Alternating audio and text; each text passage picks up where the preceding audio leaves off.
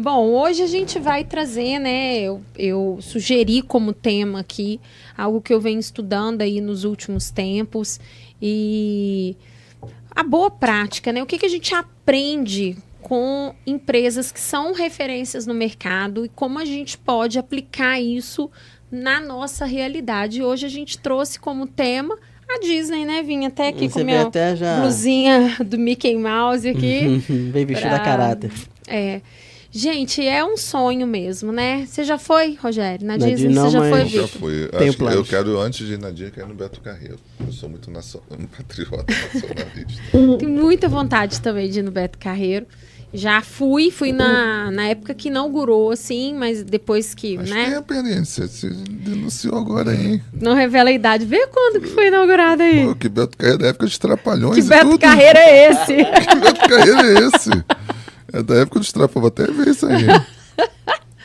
Mas fui mesmo. Tava abrindo o parque, assim, tinha alguns brinquedos ainda. Ai, Vitor, você é muito bobo.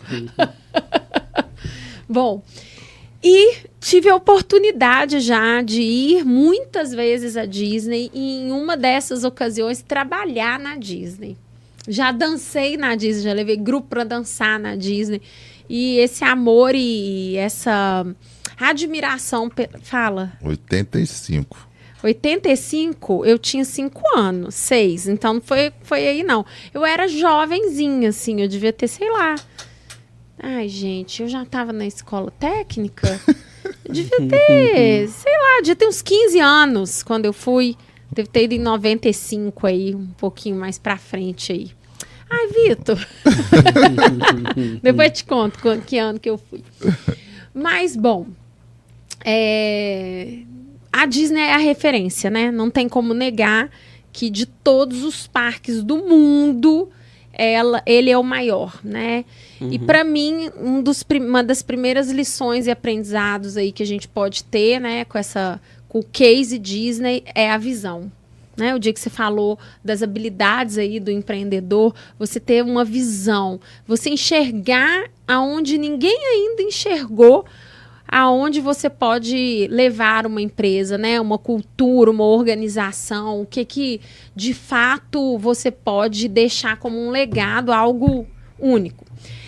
Deixa eu contar um pouquinho do contexto dessa história, né? O Walt Disney, ele nasceu em 1901, numa família muito pobre, numa fazenda, e ele sempre gostou de desenhar. Só que o pai dele era muito severo, era um cara muito rigoroso, e os primeiros desenhos dele foram de animais, assim, né? Muito a contragosto do pai.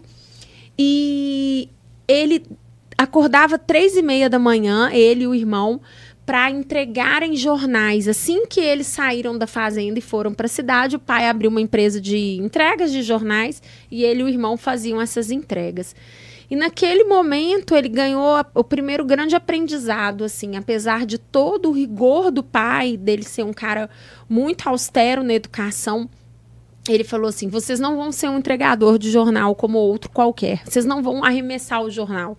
Vocês vão colocar ele de frente para a porta, viradinho para frente, assim, com a notícia virada para frente.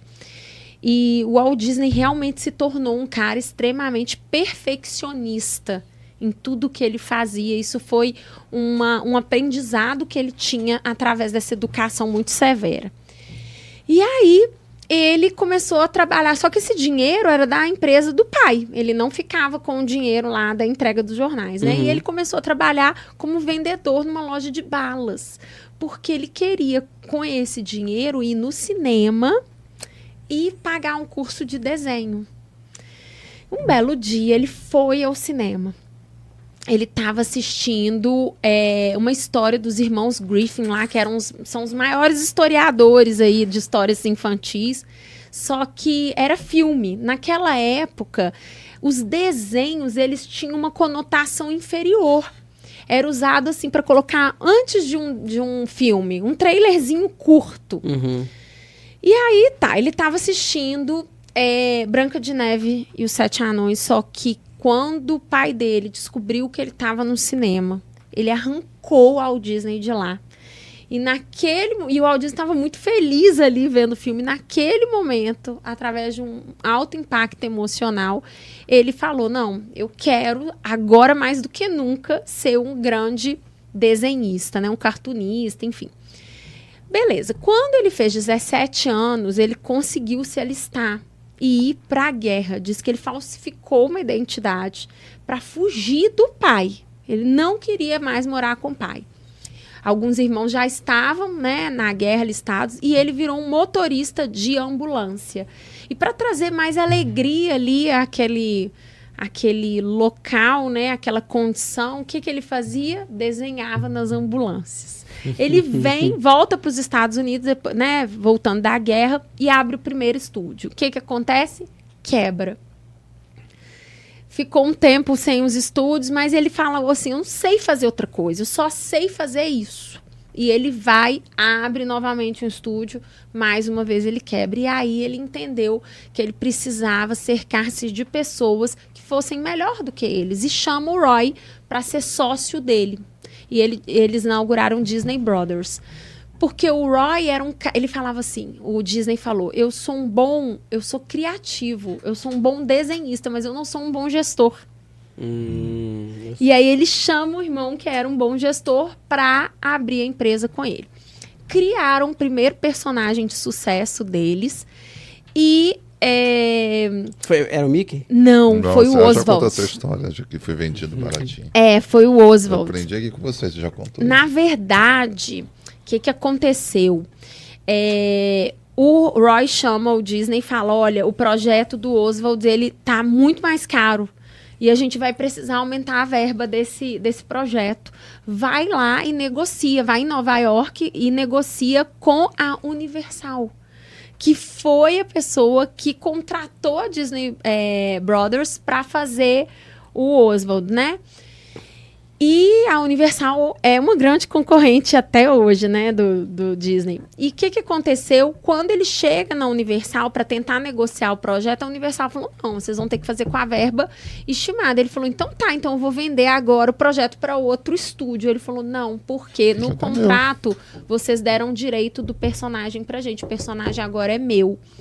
E a sua equipe já está contratada por nós. Como o Disney era um mau pagador na época, por conta de diversas vezes ter quebrado e tal, né, feito má gestão ali dos recursos e dos contratos, a Universal fez uma proposta para os funcionários e os funcionários fecharam com ele. Naquele momento, se sentindo assim, traído, né? Ele podia estar com o sentimento maior de derrota da vida. Puxa, o primeiro personagem dele que dá certo, acontece isso. E aí, ele pegou e falou assim, não, se eu fui capaz de criar um personagem de sucesso, agora eu vou ser capaz de criar outro. E ele teve o desejo de criar um personagem que fosse amigo, que fosse fiel. Naquela época, os personagens, eles tinham um sarcasmo, né? Eles eram, assim, gostavam de... Tipo um pica-pau, assim, né? Eu amo pica-pau. Gostava de ver o outro, né? Tendo problema. E aí, ele falou, vou criar um personagem amigo. E ele se lembrou no primeiro estúdio do animalzinho que ia lá, que era num celeiro, né? Que ia lá todas as noites que ele estava lá trabalhando, que é um rato. E aí, ele desenhou um rato. E... já casado, né? Naquela época ele já estava casado, ele estava com a esposa e ele falou assim, pronto, desenhei aqui um rato e ele vai se chamar Mortner. Aí a esposa dele falou, nossa, que nome horroroso, ainda bem que as mulheres estão aí, né? Pra ainda bem que ele viu a mulher dele. Ela falou assim, vai se chamar Mortner, Mickey. E aí, exatamente. Foi tudo a ver, né? E aí ele falou, ótimo, então vai se chamar Mickey Mouse. E pá, explodiu o Mickey Mouse. Foi, né, um personagem que fez muito sucesso. E lotou ali cinemas para ver as chargezinhas do Mickey. E aí ele pegou e falou, não, agora eu vou criar um longa, todo em desenho animado. E vai ser a Branca de Neve e 7 Anões. E naquele momento, por que eu falei que eu ia trazer estratégias de liderança, né? O Walt Disney, naquele momento, ele já tinha entendido que ele precisava de pessoas. E ele ele gostava de se cercar de pessoas que eram mais talentosas que ele. Ele nunca teve ego de achar, não, aqui só entra desenhista pior do que eu, porque eu sou muito bom desenhista. Ele falava, não, eu sou bom, mas tem gente melhor. Você é melhor? Vem pro meu time. Isso é muito legal, né, Vitor? Como é difícil para pessoas ali com cargo de liderança, o chefe com um ego ali já, né, talvez aflorado pela própria... condição ali dentro da empresa, contratar pessoas melhores. O ego é inimigo da inteligência. É isso aí. E aí ele pegou e falou assim, eu quero que cada um dos anões tenham características de pessoas da equipe.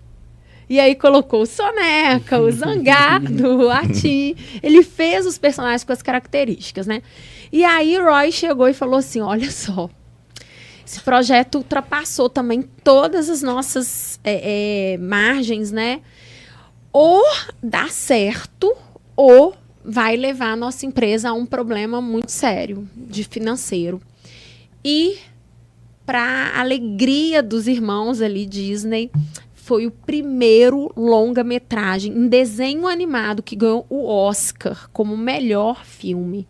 E de lá para cá, o Walt Disney, ele se tornou o maior ganhador de Oscar de todos os tempos. Muito legal, né?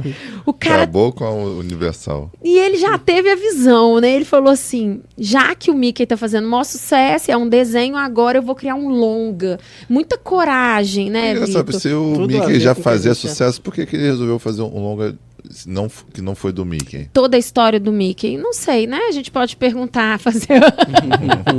eu sinceramente não sei por que foi. Já que ele é uma coisa tão inovadora, ele podia ir na zona de conforto dele. Era o que estava dando certo. Estava dando certo era o Mickey. Mas ele pegou uma história que já era um filme de longa, só que ele fez em desenho, né? Porque já existia a Branca de Neve. Então, aí essa é outra pergunta. Será que ele tinha os direitos? Ele comprou os direitos?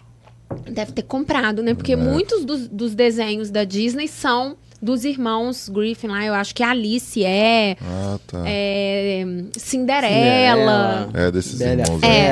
Eu acho que outros desenhos também. Bom, e aí ele vai num parque já com a sua esposa, com 2 filhas. Rico já, né? E pensa...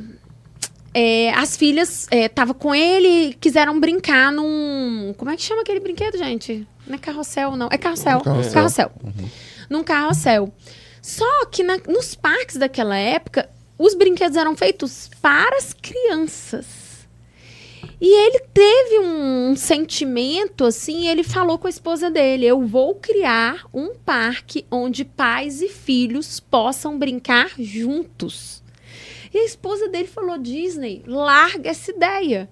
Os parques são sujos. Os parques têm pessoas mal-humoradas trabalhando. Ele falou, no meu parque, não. Lá vai ser diferente. E aí, ele, né, com a sua ideia aí, inovadora agora de ter um parque, pegou e foi procurar...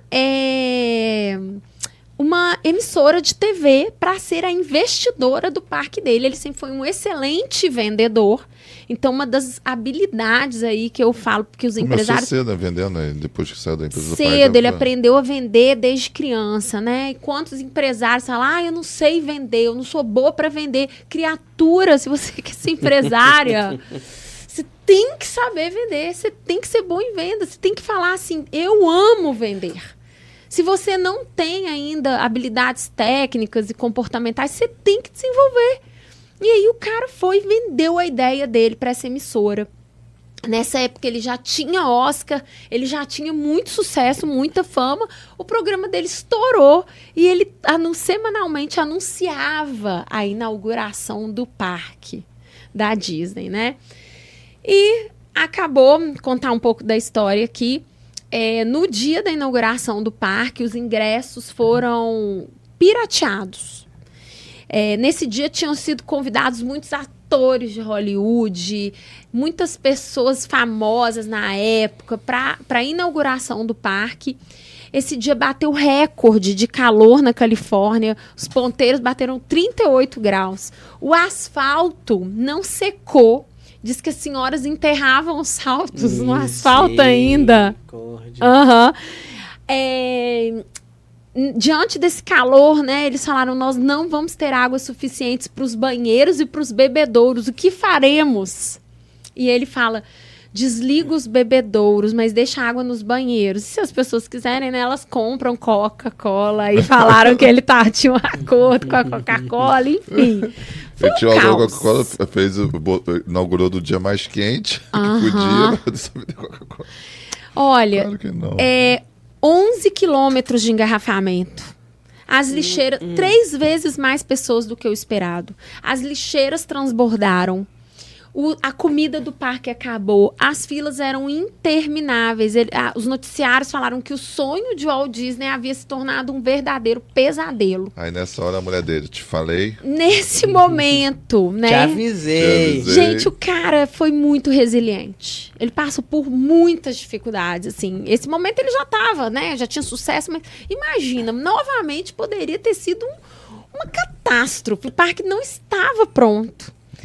E aí, nesse momento, ele decide fechar o parque e olhar a experiência do cliente. E desde a sua inauguração até hoje, a cultura Disney traz no seu DNA a obsessão por melhorar a experiência do cliente. Naquele dia, ele toma a difícil decisão de fechar por alguns dias ali e olhar o que podemos fazer para melhorar essa experiência. E de lá para cá, né, essa obsessão mesmo, diária, através dos funcionários que trazem as respostas, que enxergam os pontos de melhoria e fazem hoje a Disney ser a empresa referência em atendimento e encantamento do mundo, né? Esse domingo da inauguração da Disney foi considerado Black Sunday. A Disney entende como Black Sunday, assim, um dia negro realmente, porque foi caótico ali, né? E por que eu trago isso? Hoje, a Disney, ela quer encantar por uma questão cultural, mas também estratégica, Vitor. 70% das pessoas que vão à Disney voltam, mesmo a Disney tendo o ingresso mais caro do planeta para parques de diversão. Hoje, o ingresso da Disney é o ingresso mais caro do mundo e, mesmo assim, 70% das pessoas que voltam.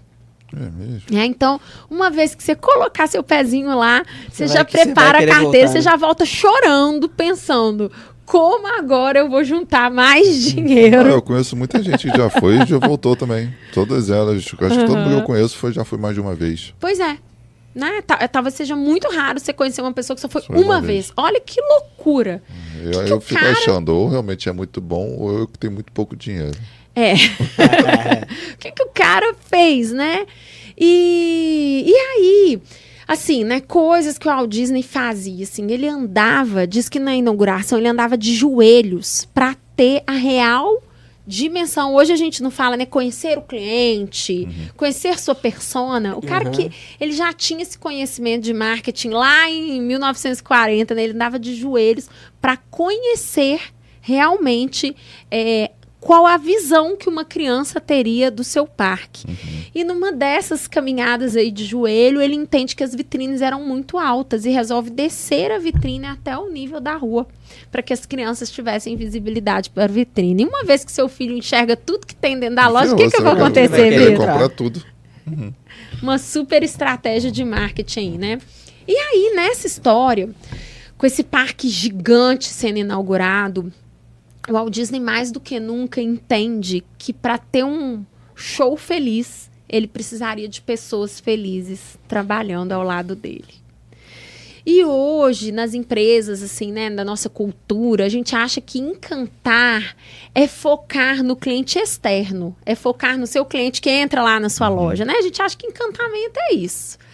Só que ele entendeu desde muito assim, cedo dentro da organização dele que ele precisava encantar a sua equipe para que ela encantasse os clientes que estavam visitando ali no parque.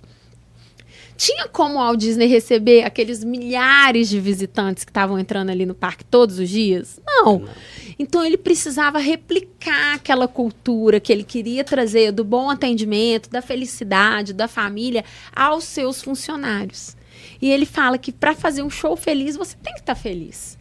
E aí ele começa a entender que o foco principal dele não é no cliente externo. É nas pessoas que trabalham com ele. E aí vou dar alguns exemplos aqui do que eu vivenciei lá quando eu estive trabalhando lá, né?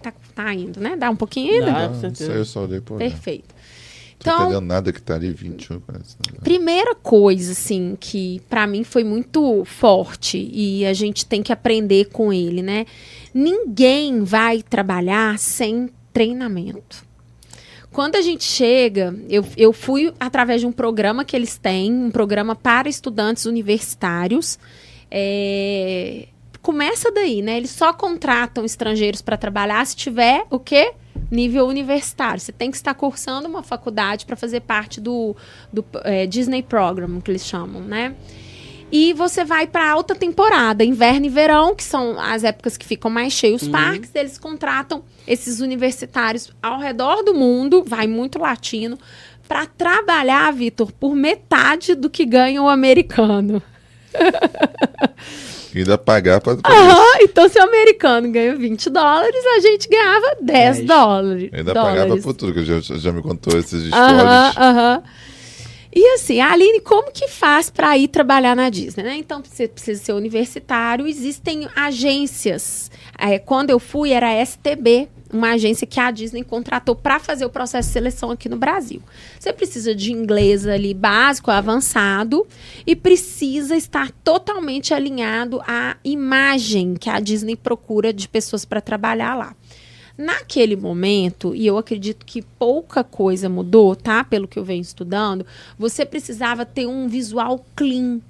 Não pode ser aquele cabelo assim, metade rosa, metade preto, alargadores de orelha. Você tem que ser o normal, né?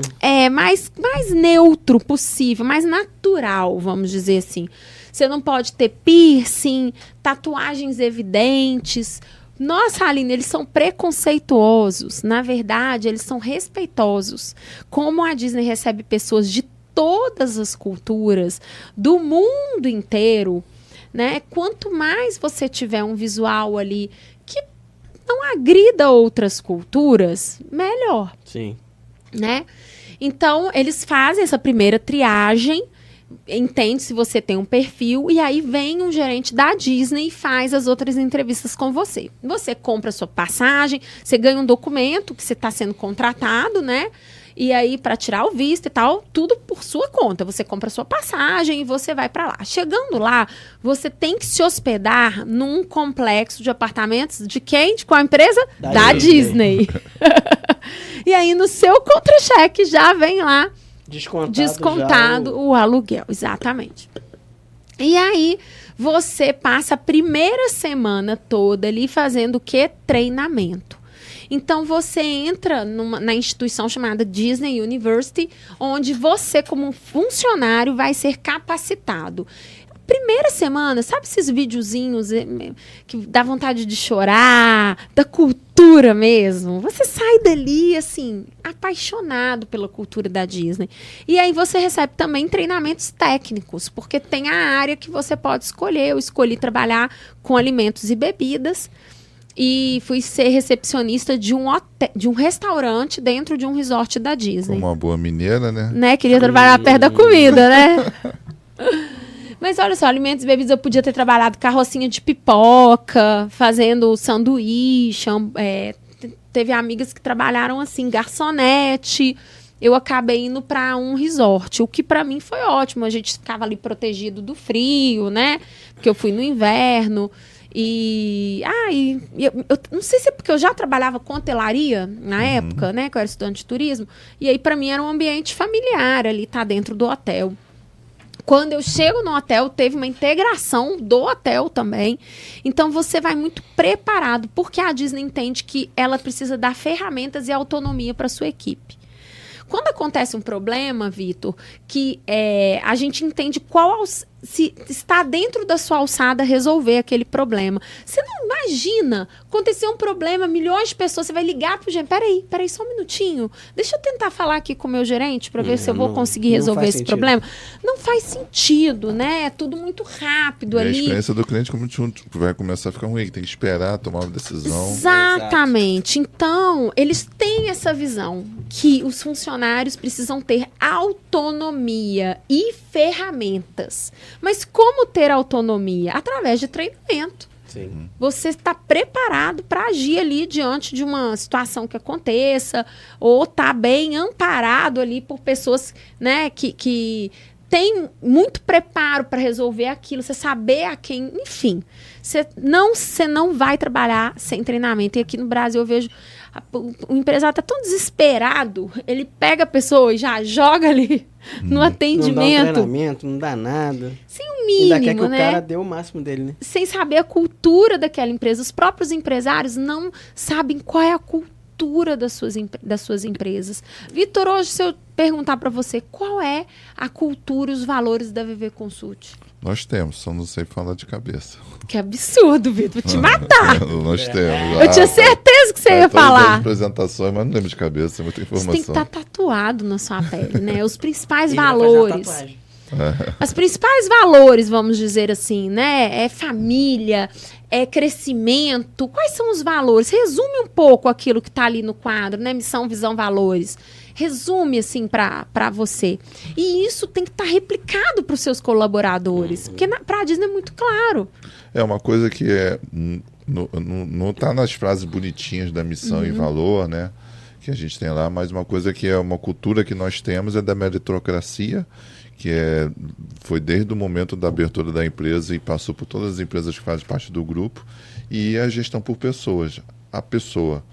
Que a gente entende que não existe empresa sem pessoa. Claro. Então, a empresa a pessoa é tudo. Os nossos colaboradores são tudo. Isso. Então, tudo que a gente pode fazer por eles, estiver dentro do nosso alcance, até mesmo se não tiver nosso alcance, mas não for trazer prejuízo para a empresa, a gente tenta fazer. Muito bom. Essa faz parte da nossa cultura. E essa cultura de dar as ferramentas é muito propício no nosso caso, porque já que a gente trabalhou na cultura da meritocracia, para que você possa performar o máximo possível, eu tenho que ter certeza que eu te dei todas as ferramentas possíveis. Então, se de repente você for demitida, a gente não se sente culpado porque você não fez o seu máximo. Você tinha todas as ferramentas para isso. Isso aí. E aí, né, eu trabalhei lá na época do Thanksgiving, que é a ação de graças, o Natal e Réveillon. E assim, você precisa ver o carinho que eles recebiam, seus funcionários, nesses dias. Então tinha aquela mesa de ceia para te receber antes do dia de trabalho. A gente ganhava voucher para ir para o cinema gratuito. A gente ganhava 50% de desconto para ir num restaurante, levar 2 amigos. Então, eu levava vocês 2, o Rogério levava nós 2, né? E a gente teve a oportunidade de jantar, de ter um momento, confraternizar em restaurantes que, a princípio, a gente não teria essa oportunidade. A gente tinha 30% de desconto em merchandising. Então, a Disney, ela empacotava ali um pacote de benefícios para que a gente realmente trabalhava muito duro, mas a gente tinha uma alegria de estar ali servindo, sabe? E essa alegria que você tinha transmitindo, essa alegria para o público, o que você acha que mais pesava na balança para você sorrir todo dia? Foram os treinamentos e você está se sentindo capacitada e qualificada de estar ali? O programa de benefícios deles? O que fazia? Vitor, era sentir pertencente àquela cultura. A gente aprende, né? You can't break the magic. Você não pode quebrar a magia. Então, a partir do momento que você entende para que aquela empresa existe, né? Que é para trazer sonhos, fazerem sonhos se tornarem realidades ali, né? Fazer uma família ter uma experiência inesquecível. Eu senti que não era eu que ia quebrar todo aquele encantamento, sabe? Que por mais cansada que eu estivesse ali, eu tinha um entendimento que eu fazia parte naquele momento de algo maior, que é muito além do que eu imaginei ali poder viver. Então é isso que você ensina nos seus treinamentos. Então essa cultura da Disney que faz com que os seus colaboradores estejam o dia todo, o tempo todo sorrindo para que a experiência do cliente seja a melhor possível. Não, sorrindo é só um termo objetivo para falar, mas toda a experiência seja bem feita.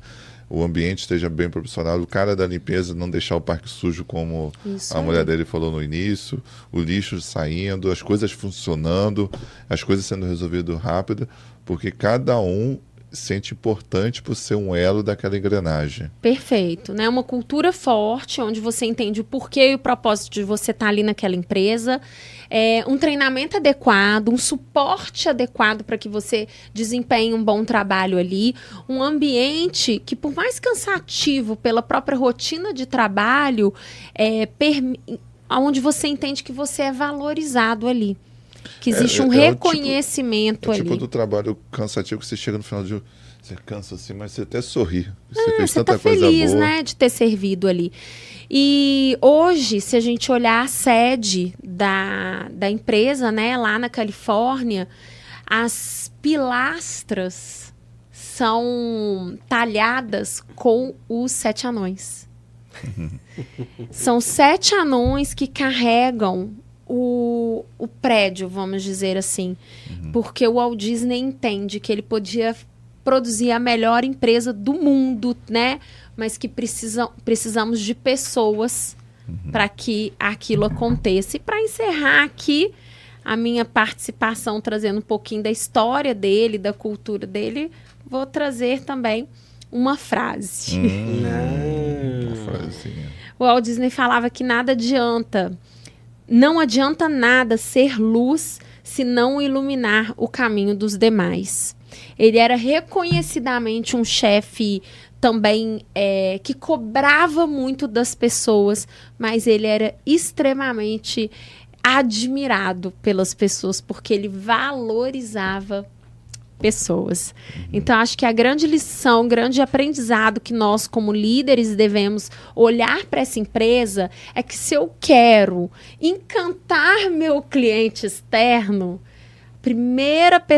as primeiras pessoas que eu tenho que encantar são meus clientes internos, que é a minha equipe. As pessoas às vezes não sabem nem o que é esse termo, o que é cliente interno. Cliente interno é a sua equipe, são as pessoas que trabalham para você.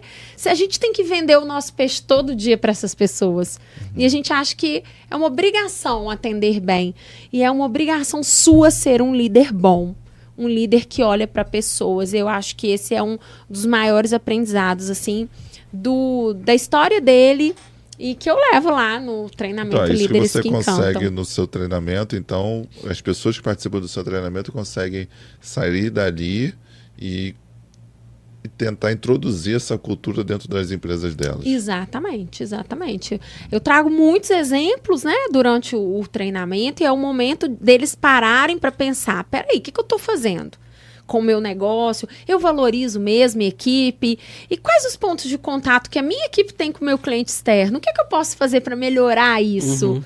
Né? Para tornar esse ponto de contato melhor? E, enfim, e aí eu falo das habilidades do líder, comunicação, né, exemplo. A gente faz uma autoavaliação, eu peço para eles fazerem uma autoavaliação depois com seus liderados. Tem muitos momentos de reflexão, autoconhecimento profundo também, de perfis comportamentais, porque para eu entender, primeiro que para entender qualquer pessoa tem que me entender, né? Entender meu perfil como pessoa mesmo. E depois entender de pessoas.